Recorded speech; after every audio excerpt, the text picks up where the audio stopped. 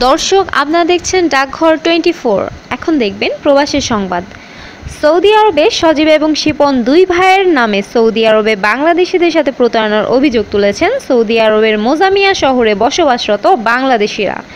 ভুক্তভোগী ফিরোজ হাবিব আলী রিপন ডাকঘর নিউজকে জানান, সজীব এবং শিপন কয়েক বছর ধরে এখানে ভিসা ব্যবসা, মোবাইলে বিকাশ, হুন্ডি সহ নানা ব্যবসার সাথে জড়িত ছিলেন। আল মাজমা ছোট্ট একটা শহর। এই শহরের মধ্যে দুইজন প্রতারক আছে, একজন শিপন, আরেকজন হলো সজীব। এই দুইজন বাংলাদেশি, বাড়ি নোয়াখালী। তাদের কাছ থেকে বাঙালি ভাইদেরকে সাবধান থাকার অনুরোধ জানাইতেছি।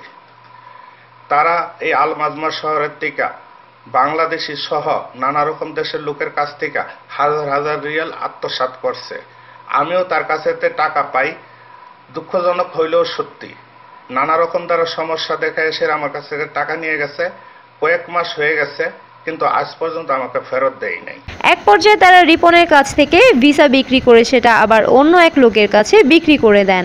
ভাই আজ সজীবের কাছে ভাই আজ কাজ করছি 2 মাস। 2 মাসে হইতে আমার 2500 টাকা ফানা, ঠিক আছে। তো তার নাম হলো সজীব। সে আমার তার কাজ করাইছে, কাজ করায় এরপর আমার পয়সা দেয় না। আজ আমি খুঁজতে খুঁজতে আমার আজ এই অবস্থা। এবার হে সজীব আমার দেখা যাচ্ছে কপিল আছে, কপিলের কাছে তুই কপিলের টাকা দেয় না, কপিলের কাছে আছে টাকা, ঠিক আছে। আর কপিলের কাছে কি আমার কাছে ফোন দিই, কপিলে ফোন দিচ্ছে, আরে হে আমার বলতে আছে কপিল বলতে আছে সজীবের কাছে টাকা দিয়ে দিচ্ছি। অন্যদিকে রিপনের ভিসার টাকা এবং মোজামিয়া শহরে অনেক গৃহকর্মীর দেয়া বিকাশের টাকা সহ তারা সে শহর থেকে পালিয়ে যান। পালিয়ে যাওয়ার আগে তারা অনেকের কাছ থেকে নানা যুক্তি দেখিয়ে নিয়েছেন অনেক টাকা ধার।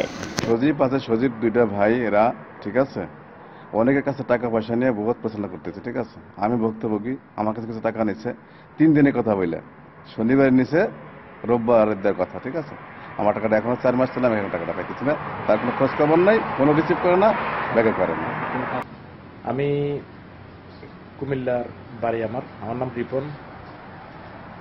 আমি গত 1 বছর আগে আমার ভাইয়ের জন্য একটা ভিসা পাঠাইছিলাম সজীবের মাধ্যমে। সজীব বলছে যে হ্যাঁ মামার নাকি ট্রাভেলস আছে, কিন্তু আমার ভাইয়ের মেডিকেল করাইছে ঠিকই, তবে আমার ভাইকে সে আনে নাই। সে চিটারি করে এক লোক নিয়ে আসছে। শেষে তাকে বললাম যে যাও, নিয়ে আসছিস ভালো কথা, তো আমি যে এখানে ভিসা কিনছি এই টাকাটা আমাকে দিয়ে দে, আমার লাভ দরকার নাই, তুই তো অনেক লাভ করছ। অথচ হেতে এই ভিসাটা বিক্রি করছে 5,70,000 টাকা, বাংলা টাকা।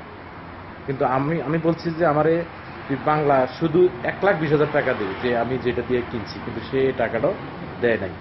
শেষ পর্যন্ত আমি গত 6 মাস আগে আমি বাড়িতে যাওয়ার দরকার, আমি বাড়িতে যাইতেছি। সে বলতেছে যে আপনি বাড়িতে যান, আপনাকে টাকা দিয়ে দেবো, বাড়িতে টাকা দিয়ে দেবো। কিন্তু সে বাড়িতে যাই, আমি যখন তার কাছে ফোন করতাম সে ফোনও রিসিভ করে না।